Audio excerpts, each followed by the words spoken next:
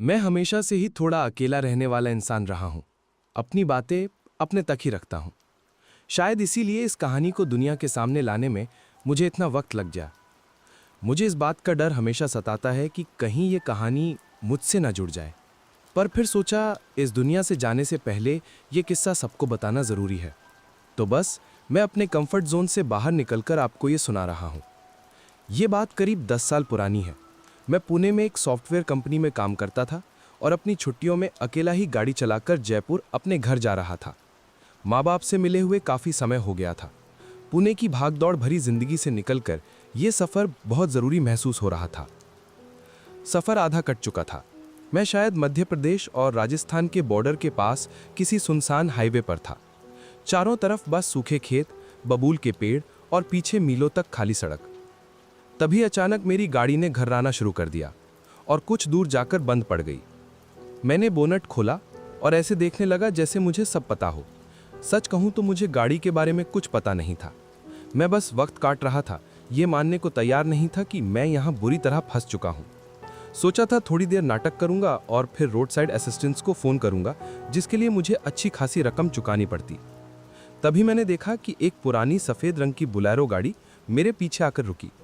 गाड़ी पर आगे की नंबर प्लेट नहीं थी। ड्राइवर का दरवाज़ा खुला और एक आदमी बाहर निकला। उम्र यही कोई 35-40 के बीच होगी, पर चेहरे पर ऐसी थकान थी कि वो अपनी उम्र से ज़्यादा का लग रहा था। घुंघराले बाल, बेतरतीब बढ़ी हुई दाढ़ी और मैले कुचैले कपड़े। उसे देखकर कोई भी कह सकता था कि वो हाथों से मेहनत करने वाला आदमी है। एक अजीब बात यह थी कि उसकी शक्ल कहीं ना कहीं मुझसे मिलती जुलती थी। वही कद काठी, वही बालों का रंग, बस वो जिंदगी की धूप में तपा हुआ मेरा एक पुराना और बिखरा हुआ संस्करण लग रहा था। वो धीरे धीरे मेरी कार के पास आया। उसने मुझसे पूछा नहीं कि मदद चाहिए या नहीं, बस मान लिया कि मुझे मदद की ज़रूरत है। मेरे कुछ कहने से पहले ही वो इंजन पर ऐसे झुक गया जैसे वो सालों से यही काम कर रहा हो। मैंने उसे अपनी परेशानी बताई और मदद के लिए शुक्रिया कहा। उसने बताया कि वो एक मैकेनिक है। जिस तेज़ी से वो काम में लगा, मुझे उसकी बात पर कोई शक नहीं हुआ। मैं मन ही मन सोच रहा था कि इस भले आदमी का शुक्रिया कैसे अदा करूं। तभी उसने कुछ ऐसा कहा जिससे मुझे हैरानी हुई। कुछ देर इंजन में हाथ पैर मारने के बाद वो पीछे हटा। उसके चेहरे पर निराशा के भाव थे। वो बुदबुदाया, साहब इसकी एक रिले खराब हो गई है। मेरे पास तो नहीं है, पर पास के गांव में मेरा एक दोस्त है, वो भी मैकेनिक है, उसके पास ज़रूर मिल जाएगी। मुझे तो पता भी नहीं था कि रिले क्या होती है, पर उसकी बातों में सच्चाई लग रही थी। मैंने उसे फिर से धन्यवाद दिया। उसने अपने दोस्त को फ़ोन करने के लिए जेब से फ़ोन निकाला। कुछ सेकंड फ़ोन की स्क्रीन को घूरने के बाद उसने फ़ोन वापस जेब में रख लिया। बैटरी ख़त्म हो गई है, उसने कहा। क्या मैं आपका फ़ोन इस्तेमाल कर सकता हूँ? मैंने एक पल भी नहीं सोचा। अपनी जेब से फ़ोन निकाला, उसे थमा दिया। उसने एक हाथ से मेरा फ़ोन लिया और दूसरे ही पल उसी फुर्ती से अपनी जैकेट के अंदर से एक देसी कट्टा निकाल लिया। मेरा दिमाग सुन्न हो गया। मैं समझ गया कि अब क्या होने वाला है। उसकी आवाज़ में ज़रा भी घबराहट नहीं थी, जैसे वो ये काम रोज़ करता हो। उसने शांत लहजे में कहा, सड़क के किनारे बैठ जाओ और कोई होशियारी मत करना। मैंने वही किया जो उसने कहा। सब कुछ इतने अजीब से सुकून के साथ हो रहा था जैसे हम दोनों कोई रोज़मर्रा का काम निपटा रहे हों। उसने मेरी जेबें खंगाली, मेरा बटुआ निकाला, सीट पर रखा मेरा लैपटॉप बैग उठाया और मुझसे मेरे फ़ोन का पासवर्ड भी पूछ लिया। फिर वो अपनी बोलेरो में बैठा और चला गया। बस हाईवे की बीचों बीच दिन दहाड़े में लुट चुका था। आज मैं ये सब शांति से बता रहा हूँ, पर यकीन मानिए उस वक्त मेरे अंदर गुस्सा उबल रहा था। जिंदगी में मैं कभी इतना नाराज़ नहीं हुआ था। खैर, कहानी यहीं खत्म नहीं होती। कहानी तो अब शुरू होनी थी। एक ट्रक वाले ने रुककर मेरी मदद की, गाड़ी ठीक करवाई और मुझे जयपुर तक का रास्ता भी समझाया। मैं देर रात अपने घर पहुंचा। माँ बाप के साथ कुछ दिन अच्छे बीते। अगले कुछ हफ्तों तक मैं कार्ड ब्लॉक करवाने, नए आईडी बनवाने, पासवर्ड बदलने और अपना सारा डिजिटल डेटा सुरक्षित करने में लगा रहा। धीरे धीरे मैं सब कुछ भूलकर अपनी ज़िंदगी में आगे बढ़ गया। लगभग 6 महीने बीत गए। तब तूफान ने दस्तक दी।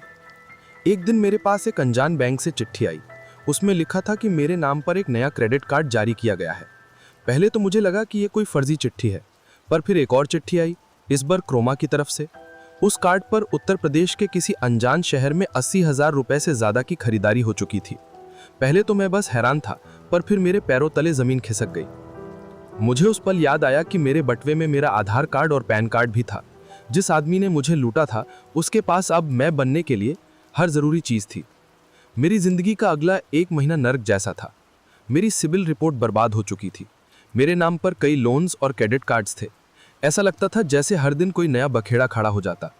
जिसने भी आइडेंटिटी थेफ्ट झेला है वो जानता है कि ये कितना लाचार महसूस कराता है। मैंने पुलिस में रिपोर्ट लिखवाई, साइबर सेल में शिकायत की, पर बिना किसी नाम या गाड़ी नंबर के वो भी कुछ नहीं कर पाए।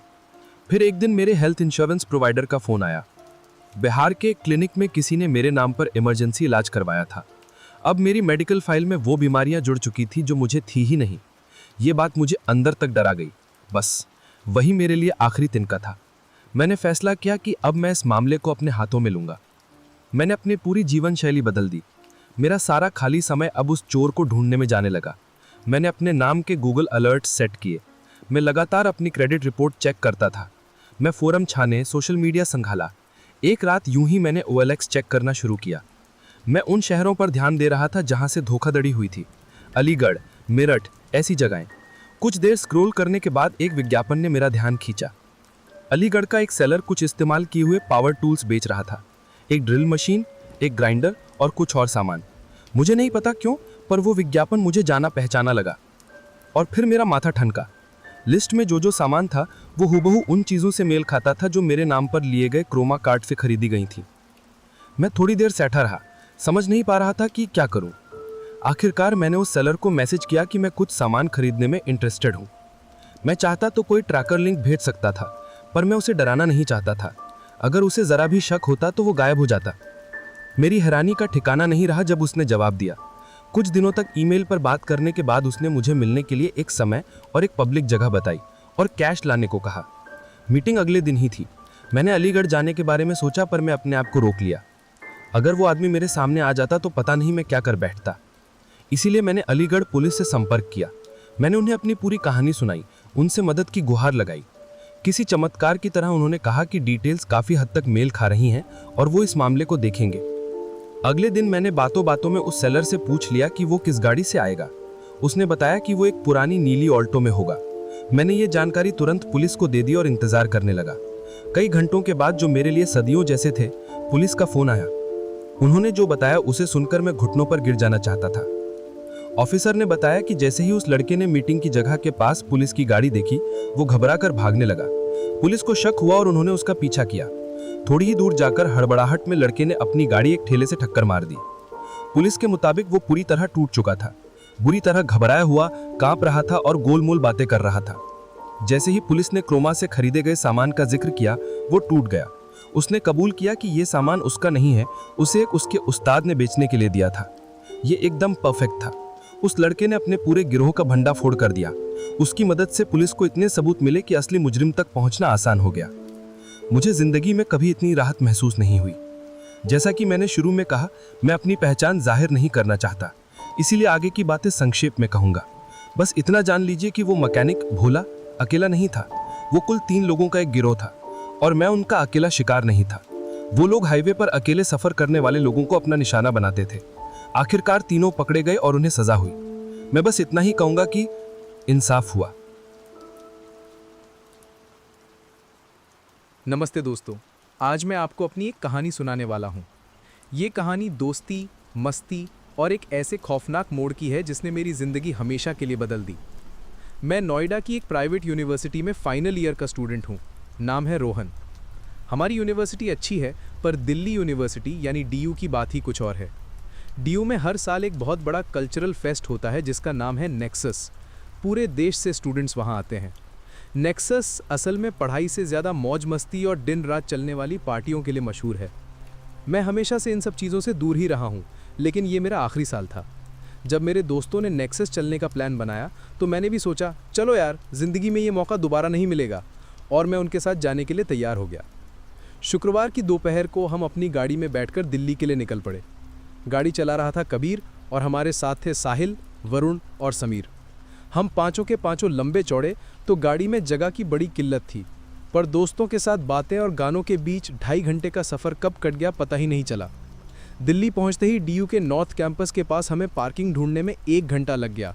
नेक्सस की वजह से वहां सुई रखने की भी जगह नहीं थी। हम लगभग हार मान चुके थे, तभी कबीर ने अपना जादू चलाया। उसने पास के एक पीजी की आंटी जी को अपनी मीठी बातों में फंसा लिया और उनसे उनकी पार्किंग में गाड़ी लगाने की इजाज़त ले ली। हम सब उसे देखकर हंस पड़े। सब कुछ प्लान के मुताबिक चल रहा था। कबीर की बहन रिया डीयू में ही पढ़ती थी और उसने हम सबको अपने फ्लैट पर रात में रुकने की इजाज़त दे दी थी। नेक्सस के टाइम पर दिल्ली में सिर छुपाने की जगह मिलना किसी लॉटरी से कम नहीं था। रिया और उसकी दोस्तें बहुत अच्छी थीं, तो हमने फैसला किया कि फेस्ट तो कल से शुरू होगा, आज रात हम उन्हीं के साथ पार्टी करेंगे। अब कहानी में एक और किरदार का जिक्र करना ज़रूरी है, आकाश। आकाश कबीर का एक दूर का दोस्त था। दोस्त शब्द मैं बस नाम के लिए इस्तेमाल कर रहा हूँ। आकाश उन लड़कों में से था जो हर किसी के ग्रुप में घुसने की कोशिश करता है, पर असल में उसका कोई नहीं होता। उसे हर वक्त दूसरों से वैलिडेशन चाहिए होता था। वो हर बात को घुमा फिराकर अपने ऊपर ले आता था और सच कहूँ तो उसका बर्ताव हमें कभी पसंद नहीं आया। कुछ दिन पहले आकाश ने कबीर को बताया था कि वो भी नेक्सस में आ रहा है, लेकिन उसने ये नहीं बताया था कि वो कहाँ रुकेगा या किसके साथ आएगा। वो हमारे प्लान का हिस्सा नहीं था और हमने रास्ते में एक बार भी उसका नाम नहीं लिया। हम रिया के फ्लैट पर सामान रखकर फ्रेश हुए और फिर हम पांचों पास के ठेके से सबके लिए कुछ ड्रिंक्स लेने निकल गए। जब हम दुकान से अपना सामान लेकर बाहर निकले तो हमने देखा आकाश सड़क के किनारे फुटपाथ पर हाथ जेब में डाले खड़ा था। हम सब चौंक गए। हमने कुछ नहीं कहा, बस चुपचाप रिया के फ्लैट की तरफ चलने लगे। आकाश भी बिना कुछ बोले हमारे पीछे पीछे चलने लगा, जैसे वो हमेशा से हमारे साथ ही था। थोड़ी दूर चलने के बाद आकाश ने चुप्पी तोड़ी, तुम लोग मुझे देखकर इतने हैरान क्यों हो? क्या ये लड़का पागल है? बिल्कुल हम हैरान थे। उससे मिलने का कोई प्लान नहीं था और जहाँ तक हमें पता था कबीर ने उसे बताया भी नहीं था कि हम कहाँ रुके हैं। हमने सब ने उसकी बात को अनसुना कर दिया और चुपचाप चलते रहे। हमें समझ नहीं आ रहा था कि अब क्या होने वाला है। फ्लैट पर पहुँचते ही मामला बिगड़ गया। आकाश ने कबीर से पूछा, क्या मैं तुम्हारा बाथरूम इस्तेमाल कर सकता हूँ? कबीर ने झिझकते हुए हाँ कह दिया। इतना सुनते ही आकाश हम सब से आगे भागकर दरवाजे पर पहुँच गया। जैसे ही रिया ने दरवाज़ा खोला, आकाश सीधा उसके सामने जाकर बोला, मैं यहीं रुक रहा हूँ। और जवाब का इंतज़ार किए बिना वो उसे धकियाकर अंदर घुस गया। रिया उसे जानती भी नहीं थी, उसे लगा शायद वो हमारे ग्रुप का ही हिस्सा है। जब कबीर को पता चला कि आकाश ने उसकी बहन से झूठ बोला है तो उसका खून खौल गया। उसने सीधे सीधे आकाश को कहा कि उसे अभी के अभी यहाँ से जाना होगा। उसने कहा, तुम यहाँ वेलकम नहीं हो और मेरी बहन से झूठ बोलना तुमने अपनी हद पार कर दी है। आकाश आसानी से नहीं गया। वो लगभग 20 मिनट तक दरवाजे के बाहर खड़ा होकर अंदर आने के लिए बहस करता रहा, पर कबीर से पंगा लेना आसान नहीं था, तो आखिरकार आकाश को हार मानकर वहां से जाना पड़ा। उस रात हम सब ने खूब पार्टी की और सच कहूं तो हमारी बातों का सेंटर ऑफ अट्रैक्शन आकाश ही था। हमें बाद में पता चला कि कबीर ने गलती से अपने फ़ोन की लोकेशन आकाश के साथ शेयर कर रखी थी और उसी के ज़रिए आकाश ने हमें ढूंढ लिया था। अगला दिन शानदार था। नेक्सस फेस्ट उम्मीद से बढ़कर निकला। देर शाम तक हम सब थक चुके थे। हम अपने 5 और दोस्तों से मिले और अब हम 10 लोग रिया के फ्लैट पर बैठकर बातें कर रहे थे। हमने बाकी दोस्तों को भी आकाश वाली घटना के बारे में बताया। उन्हें यह सब बहुत अजीब लगा। तभी हमारे एक दोस्त निखिल ने कहा, रुको, मुझे लगता है मेरे पास आकाश की लोकेशन है। उसने तुरंत अपना फ़ोन निकाला और चेक किया। लोकेशन देखते ही उसके होश उड़ गए। उसने फ़ोन हमारी तरफ घुमाया। मैं कसम खाकर कहता हूँ, लोकेशन का छोटा सा नीला डॉट ठीक हमारे ऊपर दिखा रहा था, जैसे वो हमारे फ्लैट के ठीक नीचे खड़ा हो। जैसे ही हमने इस बारे में बात करनी शुरू की, वो डॉट तेजी से दूर जाने लगा। ऐसा लगा जैसे आकाश किसी गाड़ी में बैठकर हम पर नज़र रख रहा हो और अब भाग रहा हो। ये बहुत डरावना था। कबीर के मना करने के बावजूद उसका दोबारा इस तरह आना पागलपन की हद थी। शायद हमें इस बात को और गंभीरता से लेना चाहिए था, लेकिन उस वक्त हमने उसकी अजीब हरकत पर हंसकर बात टाल दी और अपनी पार्टी में लग गए। उसी रात जब सब सो चुके थे, आधी रात को अचानक मेरी नींद खुली। मैं ठीक से समझ भी नहीं पाया था कि क्या हुआ। तभी मुझे फ्लैट के अंदर से कांच टूटने की जोरदार आवाज़ सुनाई दी। मैं झटके से उठकर बैठ गया। मैंने चारों ओर देखा, कोई और नहीं जागा था। सब पार्टी के बाद नशे में गहरी नींद में सो रहे थे। मुझे एहसास हुआ कि आवाज़ किसी और ने नहीं सुनी और अगर कोई घर में घुस आया है तो मुझे ही कुछ करना होगा। मेरे पास हथियार के नाम पर कुछ नहीं था। मैंने पास में पड़ी एक वाइन की खाली बोतल उठाई, एक गहरी सांस ली और दबे पांव आवाज़ की दिशा में बढ़ने लगा। मेरा दिल ज़ोर ज़ोर से धड़क रहा था। जब मैं लिविंग रूम में पहुंचा तो मैंने देखा कि बालकनी की तरफ खुलने वाला कांच का दरवाज़ा पूरी तरह से टूटा हुआ था। फर्श के बीचों बीच एक बड़ा सा पत्थर पड़ा हुआ था और उसके चारों तरफ कांच के टुकड़े बिखरे थे। मुझे यकीन था इसके पीछे आकाश का ही हाथ है। मैं अपने दोस्तों को जगाने के लिए वापस मुड़ने ही वाला था कि मेरी नज़र कोने में बनी एक अलमारी पर गई। मैंने देखा अलमारी का हैंडल धीरे से हिला। मैं वहीं जम गया। मेरा डर पहले से कई गुना बढ़ गया। मुझे नहीं लगता था कि आकाश सिर्फ सामान तोड़ने से आगे बढ़ेगा। ये सोचकर कि वो घर के अंदर घुस आया है, मेरी रूह कांप गई। मैं अलमारी का दरवाज़ा झटके से खोलने ही वाला था कि मेरे अंदर की आवाज़ ने मुझे रोक दिया। मैंने ऐसा नहीं किया। मैं चुपचाप वापस कमरे में गया, कबीर को जगाया और उसे मेरे साथ चलने को कहा।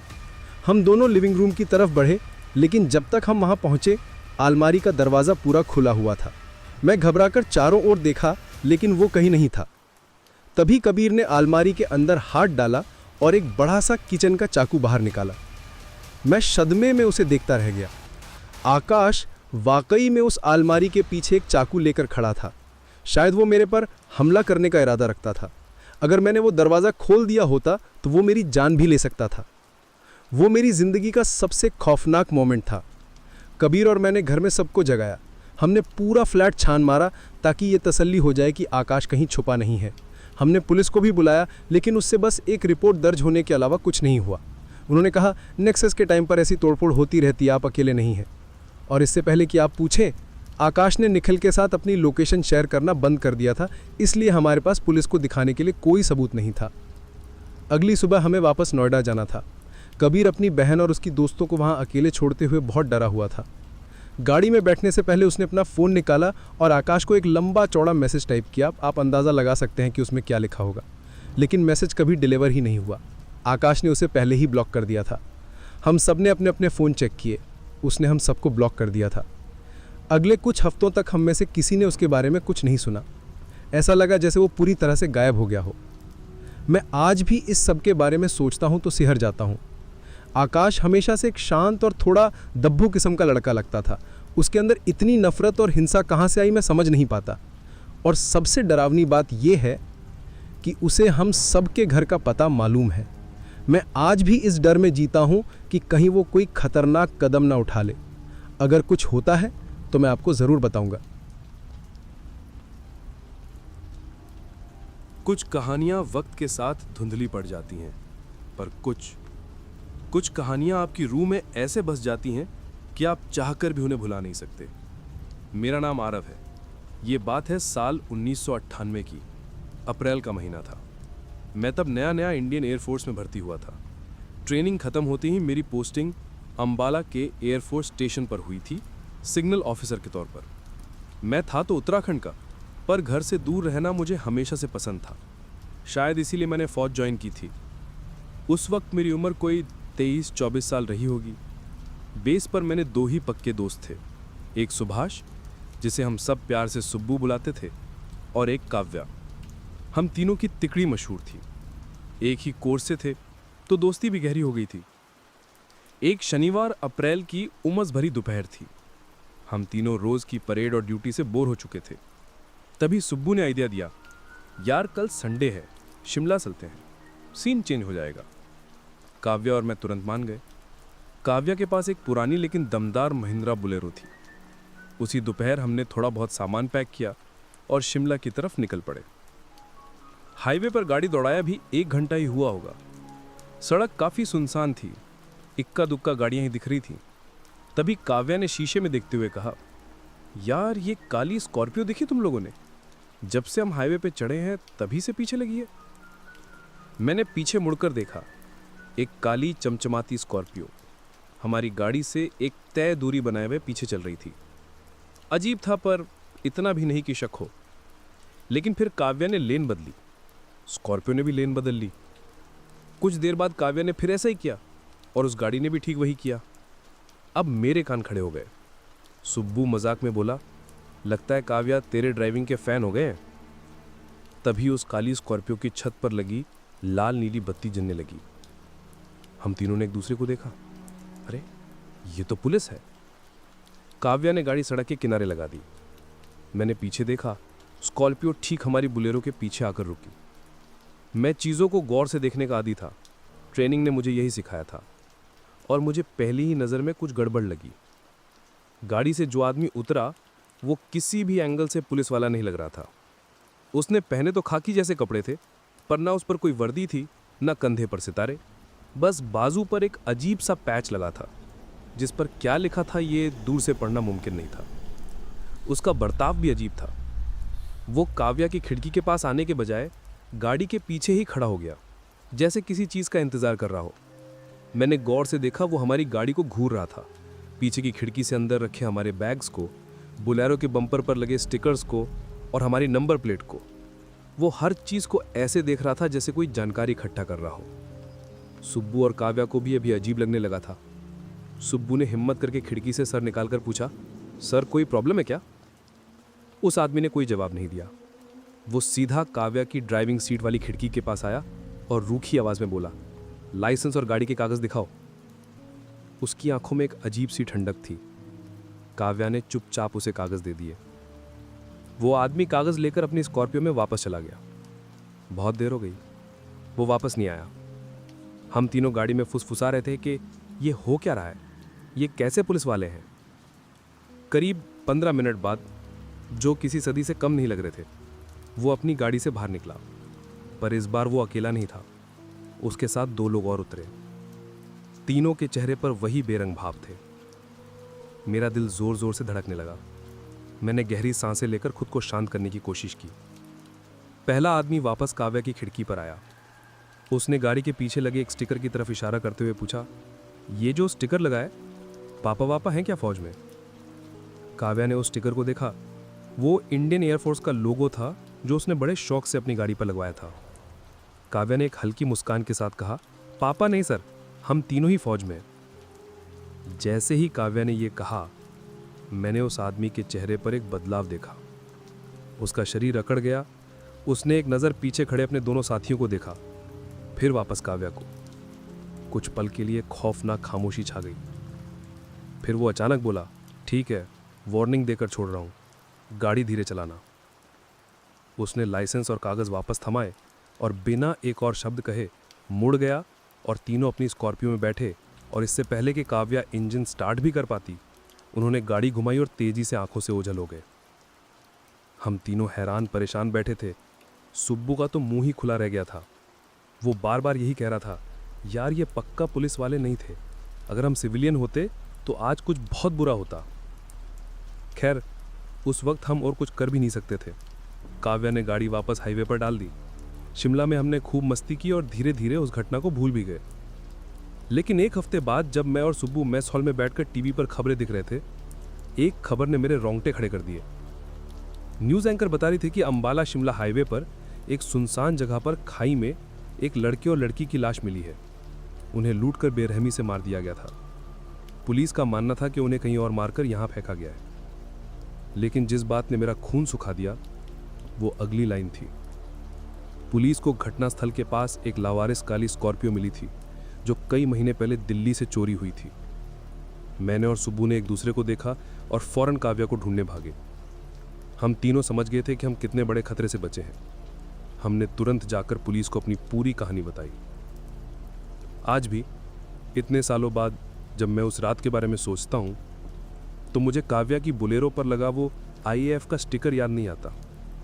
मुझे याद आती हैं उस आदमी की वो बदलती हुई निगाहें, वो निगाहें जो शिकार को पहचानने और फिर उसे छोड़ देने के बीच सिर्फ एक पल के लिए बदली थी। शायद उस दिन वर्दी ने नहीं, उस वर्दी के एक छोटे से निशान ने हमारी जान बचाई थी।